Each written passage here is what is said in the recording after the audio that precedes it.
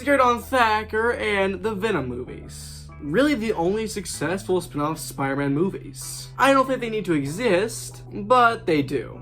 I think Venom is good, a just good movie, for the most part enjoyable, but with a lot of problems. Venom Let There Be Carnage is a bit better than the first one in my opinion. Bit more enjoyable. Carnage is a really good villain. It also has solid directing by Andy Serkis. And overall, yeah, I think it's a bit better than the first Venom. Still just good though. So I don't feel too strongly about the Venom movies. They are fine. They could be a lot better. But as we've seen, they could also be a lot worse. But a lot of people actually like these movies. I'm not sure why, but they do. So as you probably guessed, I wasn't exactly head over heels for Venom The Last Dance. I was intrigued to see what they were going to do with the Venom character, and how they would end off this trilogy. And there were also rumors that this could connect to Spider-Man 4 and the larger MCU. So I felt like just in case, I better watch this. I was just hoping for another fun, good Venom movie. I wasn't expecting anything great, as long as it could just be good and fun. That's all I wanted from this movie. So now you've seen Venom The Last Dance. It's okay. This movie is just such a mess. It's not even funny. It is all over the place. It's not very coherent. Things happen randomly for no reason. There are so many things and scenes that happen in this movie. They're just so unnecessary. They don't add anything to the plot. They don't develop the characters. They do nothing. They're just there for filler. Like a lot of things, if you cut from this movie, would not change anything. Honestly, my least favorite thing about this movie, the characters. There are so many new characters introduced in this movie, and it tries to give them unique origin story and character developments. But this is the final movie in a trilogy. I don't care about these characters. And quite frankly, it just does a bad job at introducing them, so they just feel forced. Like, there's no way you can give these characters enough screen time and development during the final big finale of a trilogy. They also make really weird choices for certain characters. They do some of the most stupidest things. And the acting in this movie honestly isn't very good. You can tell this cast is just not into this movie. Especially Tom Hardy. I think his acting is good, but you can just feel that he is so done with this franchise. He does not want to do any more Venom movies. He was promised to fight Spider-Man, and that hasn't happened yet, and it's probably not going to ever happen. If this being the final Venom movie, we don't get a whole ton of full-blown Venom. The movie creates reason for this, and it makes sense. But when I watch a Venom movie, I kinda want to see Venom. The effects are still good. There's also these creatures in the movie called xenophages. I will admit, the designs are really good. And with some of the things they do in this movie, it really does push the limits of the PG-13 rating. Which, yeah, this movie does actually have quite a few scenes that really do push the PG-13 rating, which I appreciate. Because I think these movies would be a lot better if they were rated R. That rating just fits Venom more as a character. And one thing that made a lot of people really excited about this movie was the inclusion of the villain Null, which is a very powerful villain that in the comics created the symbiotes. And he's not a bad villain, but he's also not a good villain, as I'm pretty sure he has less than like 2 minutes of screen time. He sets up things that are needed for the story, but we get so little of him. I can't say he's a good villain because I really didn't get much of him. I can't say he's a bad villain because what we did get looked promising, but he has a really nice design and voice. But the fact that Noel is used so little in this movie actually makes me kind of mad, but also kind of glad, because Noel is played by Andy Serkis, which you probably know as Gollum, Caesar, Claw, Snoke, Alfred, and Kino Loy, and even directed Venom Let There Be Carnage. This man is one of the greatest actors that has walked on this planet. This man has been in Lord of the Rings, Planet of the Apes, the MCU, Star Wars, Batman. You have Andy Serkis as your villain, and you underuse him? Let me say that again.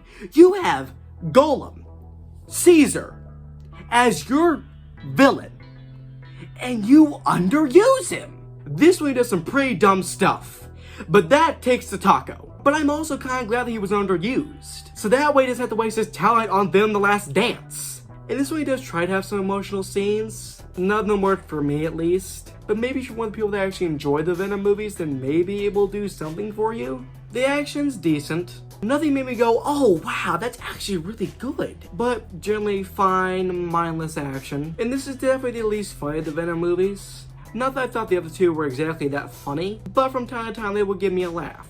I guess I got a few laughs in this one, although this one just has some of my favorite songs in it, so it does get some personal points. And this one just has some scenes that are fun, like the final battle scene. It's very chaotic and crazy and fun. It's not good, but it is mindless, dumb fun. But a movie having a few fun scenes doesn't make up for the fact that it's just not a good movie. And the film does end in a way to where I can see there being more Venom films, but also there not being more Venom films. And this was actually one of those movies that had to stop filming last year because of the strikes.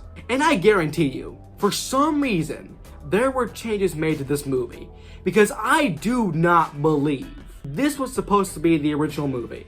I don't recommend it. Venom The Last Dance was okay at best. Not terrible, but definitely not good. The worst of the Venom trilogy. But now we're getting to spoilers. First of all, let's talk about it. The refilming of the end credits scene from Spider-Man No Way Home, which showed Venom getting pulled from the MCU back to the Sonyverse. That scene has been reshot and is shown at the beginning of the movie. And they changed out some stuff. A lot of really unnecessary minor changes that I'm just like, why? But the big thing they removed was in their original post-credit scene, Eddie mentioned Spider-Man. Maybe I should go to New York and speak to this, Spider-Man. And in this reshoot, they cut that out. And this movie has no connections to the MCU. And the reason as to why Venom isn't in the movie for a large majority of it is because back in the first Venom, when Venom saved Eddie's life, it created something called a codex, which whenever Venom goes full Venom, the xenophages can see, and Noel needs the codex to escape the prison that the symbiotes put him in, which I guess is a fine explanation. But during the final battle of this movie, people are getting killed left and right, and symbiotes swoop in to save them, which is saving their lives, which would create more codexes. And yeah, the final battle is absolutely bonkers. Symbiotes everywhere, dumb, mindless action. But for some reason, Agony, the pinkish looking symbiote, is left alive. All of the symbiotes, including Venom, are dead by the end of the film. But for some reason, Agony is left alive. Maybe they plan to do something with her in the future, which will probably never happen, and I also hope never happens. But for some reason, they change her abilities from the comics to the screen. In the comics, she can control acid. In the movie, she has super speed. And in the movie, Venom sacrifices himself using acid. And a good bit of the climax is trying to get to the acid to destroy Venom so that way the codex can be destroyed. And during that, people are dying left and right to the xenophages. So if Agony had her original powers, instead of them going to the acid could have been brought to them, saving a lot of lives, and making this movie end a lot quicker, which I would have really loved. And the Bus family. Why? What was even that? It serves no purpose. I mean absolutely zero purpose. If that's cut out of the film, it would not change a single darn thing. Nothing, and I mean nothing, would change. There is 100% a way to get to Eddie to Las Vegas without having this hippie bus family. This is Marvel's version of the random Russian family in Justice League. Because guess what? It serves no purpose. Again, if you cut it out of the film, nothing, and I mean absolutely nothing, changes. And they're not good characters. If they were enjoyable, I wouldn't mind it, but they're not. Quite frankly, they're pretty darn annoying. It doesn't help the movie in any way, shape, or form. In fact, it's a negative. It makes it actively worse. Every time they're on screen, I'm like, why are you here? But yeah, overall, if you couldn't tell, I don't like Venom The Last Dance. At best, it's okay. Also, if you enjoyed this video, thanks for liking and subscribing, and join the subreddit and the Discord server. Bye guys for now. Bye, Sir Thacker.